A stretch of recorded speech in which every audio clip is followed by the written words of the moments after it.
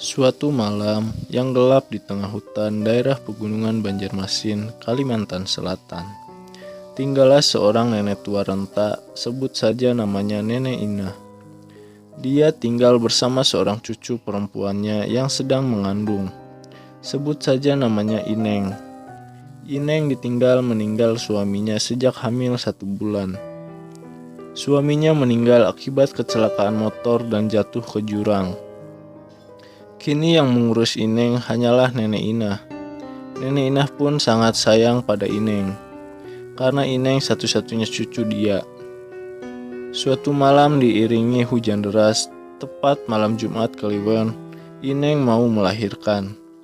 Nenek Inah pun kebingungan mencari pertolongan ke siapa karena mereka berdua tinggal di tengah hutan yang jauh dari perkampungan penduduk dan sangat susah untuk mencari dukun beranak.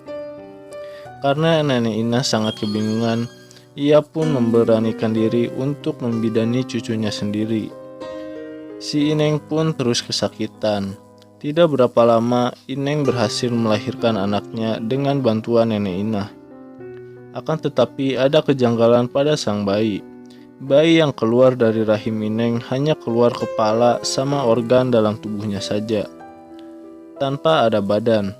Dan yang lebih anehnya lagi, bayi itu hidup dan menangis. Ineng pun pingsan karena sangat terkejut melihat bayinya seperti sosok Palasik. Anehnya Nenek Inah seperti tersenyum bahagia melihat cucunya lahir sebagai sosok setan. Ternyata Nenek Inah ini semasa mudanya menganut ilmu hitam. Dia menjadi budak Ratu Palasik. Nenek Inah sudah membuat perjanjian dengan Ratu Lalasik. Jika dia punya anak atau cucu, nanti akan menjadi penerus Ratu Palasik. Dan benar saja, itu terjadi pada anaknya Ineng. Tahun ke tahun berlalu, akhirnya bayi itu besar tanpa ada badan. Dia hidup hanya dengan kepala dan organ tubuhnya saja. Nenek Inah pun mengajarinya mencari makan. Nenek Inah menyuruh anak Palasik itu untuk memakan janin-janin yang berumur 7 bulan. Di suatu kampung terjadi kehebohan bahwa ada seorang ibu yang meninggal karena janinnya dihisap dan diambil oleh Palasik. Warga pun kebingungan dan ketakutan sampai suatu malam bapak-bapak dan remaja kampung sepakat membuat jebakan untuk hantu Palasik itu. Seperti biasa, umpannya ialah seorang ibu hamil, dan para warga yang berjaga tadi bersembunyi untuk menunggu kedatangan Palasik itu. Denting jam pun berbunyi menandakan sudah masuk jam 12 malam. Tidak lama kemudian Palasik itu pun muncul menghampiri untuk mengambil janin ibu hamil tadi. Tetapi warga yang berjaga tadi langsung bertindak menangkap dan membakar Palasik itu.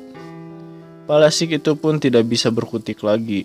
Semua organnya dicincang habis-habisan oleh warga dan kepalanya dibakar. Tidak lama kemudian, Nenek Inah pun hadir sebagai Palasik juga. Hanya kepala dan organ tubuhnya saja yang melayang. Nenek Inah sangat marah kepada warga.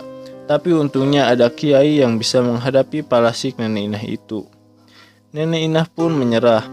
Dia mengaku tinggal di tengah hutan dan tubuh yang dilepaskannya didiamkan di dalam rumah itu. Warga pun geram dan mendatangi rumah itu, kemudian membakarnya. Tubuh Nenek Inah pun ikut terbakar di dalamnya, dan dia tidak akan bisa kembali lagi menjadi manusia seutuhnya. Hari mulai pagi. Nenek Inah pun lenyap terbakar sinar surya yang mulai muncul dari ufuk timur.